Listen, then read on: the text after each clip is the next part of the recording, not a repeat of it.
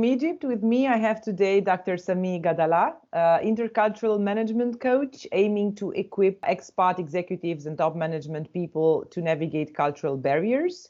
He specializes in intercultural leadership, assertive intercultural communication and negotiation with high authority people, and cultural transition.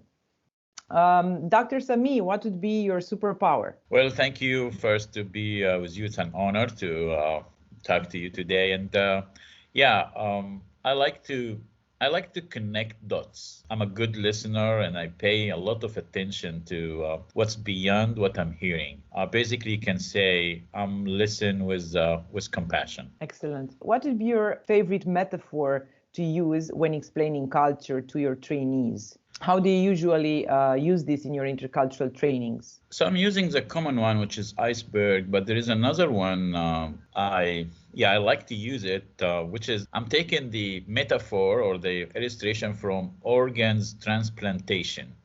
Oh. I think, yeah. So in that illustration, there is a host and there is a donor or a visitor, I would say it in cultural case. And in terms of the host and the visitor, both of them, the body parameters would stand for how much they are matching each other to make this thing happen and make it a whole. Yes, and to a certain level, they should have kind of similarities, not exactly the same, but there is acceptance. There is kind of that could work, and at the end it produces quality of life for the host. I'm not sure if that very interesting.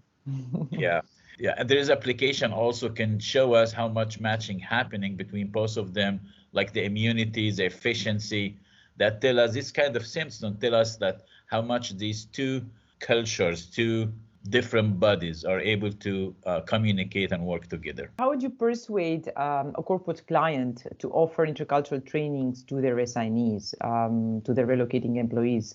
What exactly do you tell them to make them understand the importance of such trainings for the future success of international assignment? So I always start with a clear perception about foreign culture is essential to everything in business application. From entering the most significant new markets with existing product or service they have, designing new products even and services for new customers, and even recognizing management and disruptive competitors that were not even known a few months ago, even before COVID.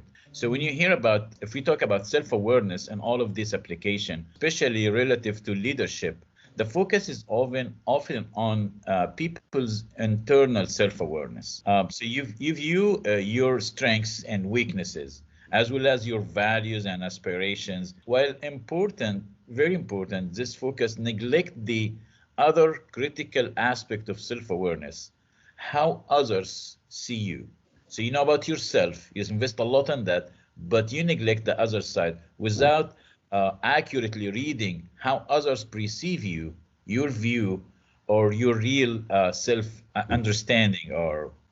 At the end, people perceive your actions and behaviors through their own cultural filters and lenses. And since this ingredient actually represents 50% of the whole picture, you will decide and plan based on what you know, but you don't have how they perceive it. So you have only 50% of the whole picture. So what could happen if you are not aware of the 50% hidden details of your partner? I guess people at this point would feel like, okay, I would like to know more about that. I would like to get to know about the other side and how we can learn about each other and so on. Super. Dr. Sameeh, who had the biggest influence on you? Well, my dad. My dad taught me the art of questioning, and asking the right question is really important to trigger the right answers. So every time I remember he asked me the right question, that helps me to push me away from my comfort zone. And this is where I grow. Thank you very much. Thank you.